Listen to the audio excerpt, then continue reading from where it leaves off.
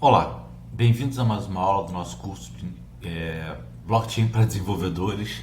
Na aula de hoje eu queria falar sobre o chamado mecanismo de consenso. O mecanismo de consenso é um algoritmo que ele é utilizado para decidir quem vai ser aquele que vai poder descrever a próxima folha do livro de registros ou colocar o próximo bloco na blockchain. Para ver isso, vamos voltar aqui ao nosso PowerPoint. Certo? Nós temos aqui a Alice e o Bob, e ambos querem ser aqueles que vão escrever a próxima folha do livro de registros, o próximo bloco da blockchain. Por que eles querem que sejam eles? Hoje eu vou falar sobre isso. Antes, vamos falar sobre como é que é escolhido aquele que vai ter o direito de escrever o próximo bloco. Tem que ter um consenso. Vamos imaginar que você tenha uma blockchain, no caso uma blockchain, uma rede, com 10 pessoas. Se não houvesse esse mecanismo de consenso, cada um ia escrever seu próximo bloco e eles vão ficar brigando entre si, né? Eu tenho direito, eu que posso, não, sou eu. Então tem que ter uma regra, certo? Que todos concordem em obedecer, certo? Que vai decidir, é a Alice, é o Bob, é a Carla ou é o Daniel. E esse mecanismo de consenso, né, essa regra, ela não é a mesma para todas as blockchains. O primeiro mecanismo de consenso foi aquele pensado por Satoshi lá em 2009, chama-se Proof of Work. Proof of Work não é um mecanismo de consenso bem visto hoje. E eu vou dizer o porquê, tenho certeza que você vai entender o porquê. Mas foi uma ideia genial e que resolveu esse problema, que era realmente o grande problema da blockchain, fazer com que todos os participantes chegassem nesse consenso. Então vamos lá. Nós temos aqui a Alice e o Bob. Cada um tem uma cópia igual da blockchain e ambos querem ser aquele que vão colocar o próximo bloco, certo? Quem tem o direito vai ser aquele que resolver um problema, certo? E depois que a pessoa resolveu o problema, todos os outros participantes da blockchain vão concordar que aquela pessoa realmente resolveu o problema, que ela tem o direito de escrever o próximo bloco e que a blockchain válida é a dela. E aí vão partir para o próximo bloco, que no caso agora é o 5. Certo? Que problema é esse? Vamos ver aqui uma analogia. Vamos dizer que o problema seja encontrar o Wally. Certo?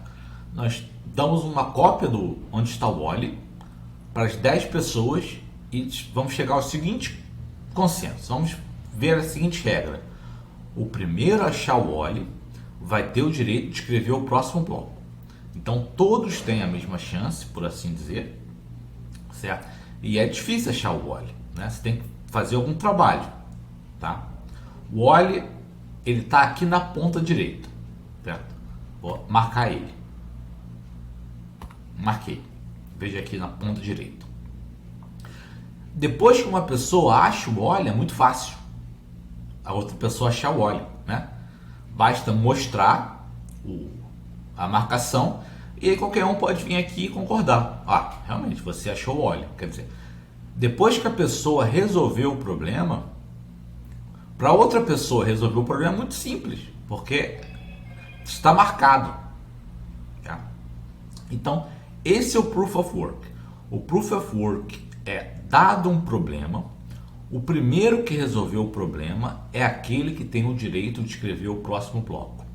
Basta ele enviar o problema resolvido para os seus parceiros, né? Os seus companheiros, seus peers, as outras pessoas na rede, e elas vão validar que aquele problema foi válido, que a pessoa realmente resolveu o problema, aceitar e partir para o próximo. Ok? Agora, qual é o problema de verdade? Não é achar o Wally, certo? E eu já falei na aula passada, dado as transações, isso aqui é uma visão muito superficial das transações, certo? Mas vamos dizer que a gente tenha 6 transações aqui, mais outras informações sobre a blockchain, sobre o hash do bloco anterior e tal, a gente viu isso um pouco da aula passada. O desafio é achar um número tal que o hash desse número, juntamente com os outros dados do bloco, certo? Vão ter 4 zeros iniciais. Então, o que o chamado minerador, certo? Aquele que quer resolver o desafio, faz? Ele fica tentando números aleatórios até achar 4 zeros. 4 zeros aqui, né? Na vida real, um pouquinho mais que 4.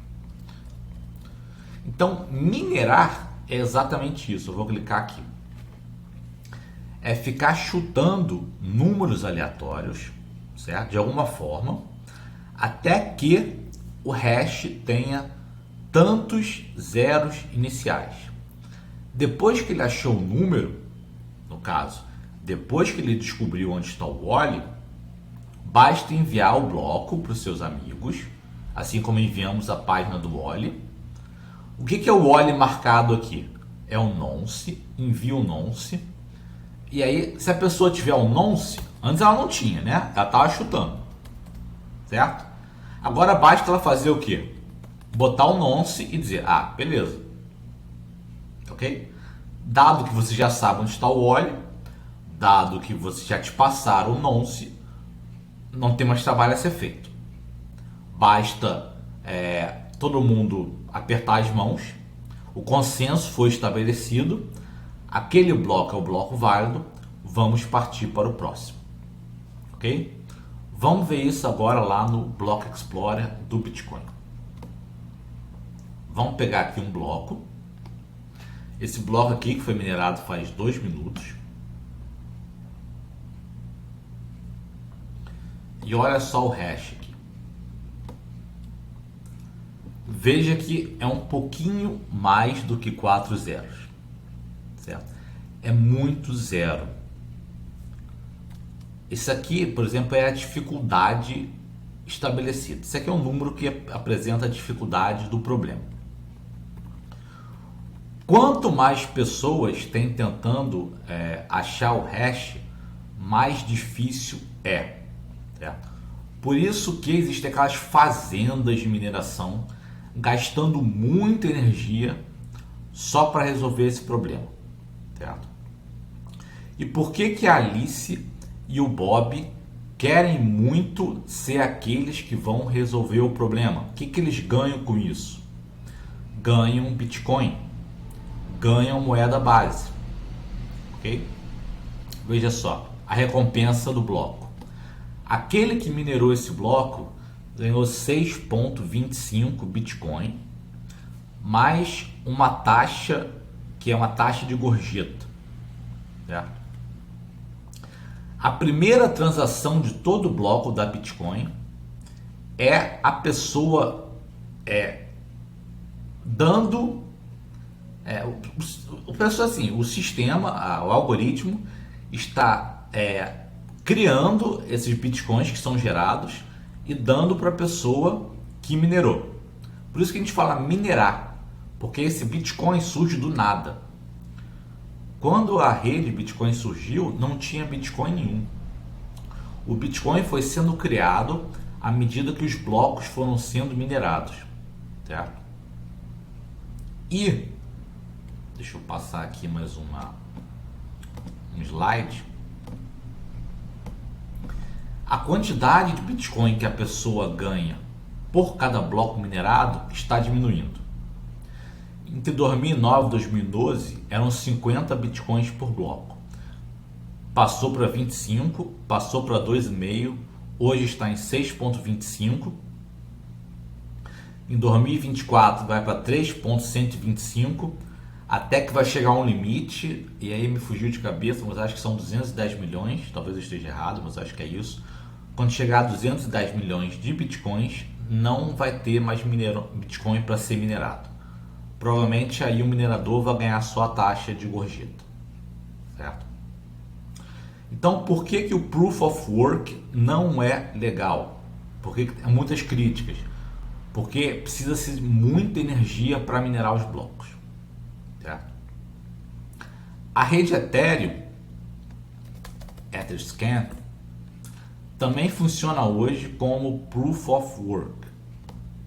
Ok? Se eu vier aqui no bloco, o miner minerado por, certo? A pessoa ganhou 2 Ether pelo bloco minerado, o Ethereum é menos, 2 Ether, mais uma taxa que tem a ver com prioridade do gás. Eu não posso falar disso antes de falar de gás, mas tem também uma recompensa, ok? E o hash dela, cadê o hash? Não dá para ver explicitamente os zeros, porque ele é diferente do da Bitcoin, tá? Mas a ideia é a mesma e funciona de forma muito parecida. O Ethereum hoje é Proof of Work, mas nem toda blockchain é Proof of Work, e o próprio Ethereum está mudando de Proof of Work para Proof of Stake. O que é o Proof of Stake? É um outro tipo de mecanismo de consenso onde não há mineração, certo? E como é que chega-se ao consenso? O consenso é o seguinte: para você poder ser o próximo a escrever o bloco, né, você tem que pegar sua moeda base. Pense no caso da Ethereum, como vai ser daqui a um tempo, em breve. Você vai ter que pegar seu Ether e colocar num contrato lá. Botar o seu Ether parado. Você vai pegar 100 Ether e colocar no contrato. E um algoritmo vai selecionar, certo, de todo mundo que botou Ether lá, quem vai ser o próximo a escrever o próximo bloco. Ok? Quanto mais Ether você colocar, maior vai ser a sua chance de ser o escolhido. Certo? E o que impede a pessoa de fraudar os blocos? Vamos lembrar da aula anterior. O que proibia uma pessoa de fraudar a blockchain é que ele não tinha 51% do poder computacional. Por isso que o Proof of Work foi uma ideia muito grande. Ele resolveu esse problema do consenso e de impedir que a pessoa fraude. Certo?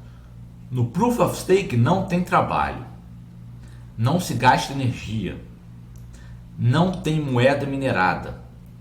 E o que impede da pessoa fraudar?